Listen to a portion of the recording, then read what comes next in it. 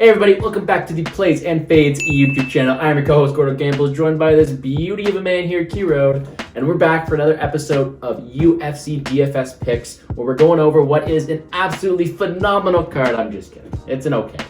It is a huge drop in UFC 271, but that's okay. We have fights nonetheless, and I'm actually pretty hyped to see how some of these prospects will play out. A lot of decent fights I want to get my hands on, some good DFS targets, and a lot of dogs are barking this week. How you doing, my man? Good. I mean, this has been an awesome week. As you said, not a good card, big drop off from the last one, but as we say every single time, basically there's a Vegas fight night. These bad cards can be the best cards sometimes. They're exciting, you don't know what's going to happen. There's a lot of people that are inconsistent, go big or go home kind of fighters. And it can be exciting. Last week was incredible for us, putting up close to 600 points in DFS lineups on DraftKings, and that's exactly what we are trying to do. I mean, that's a big win. I came fourth in our Ironman this past week For the put up first some time, points. For the first time in Plays and Fades history, you have scored higher than me on DraftKings. And Yep. do I get you a medal for it? You get these honorary sunglasses for your win. Okay. But yeah, like you said, it was a great week. Super Bowl was also electric. So we're taking a bit of a step down, and that's okay. I say we don't waste any more time. Let's get into it. Let's talk about these fights, because there's some who we're going to score very, very high. Let's start off with the main event. You keeping those on for the main event? Oh, okay.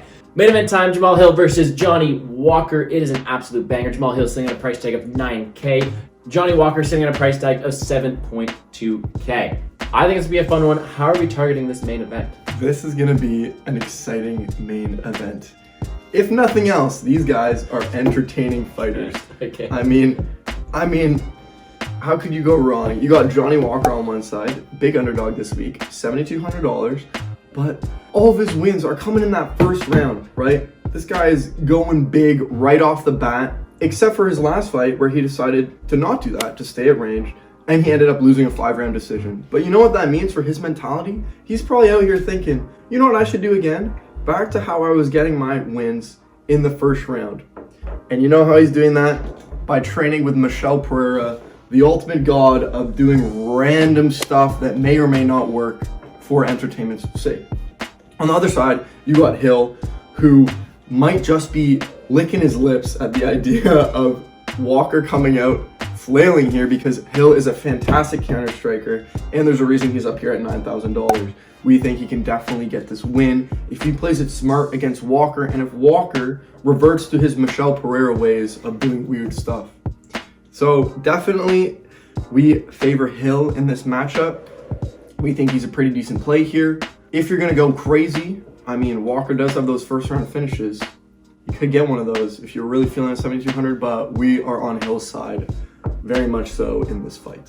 Jamal Hill has insane power, great boxing chops, and right there, displayed that against Jimmy Crute. Now, his only loss came to Paul Craig, snapped his arm in an armbar. Walker's not doing that. This is Jamal Hill and Jamal Hill all day. I think he scores very, very well. All right, moving right along, looking to find some more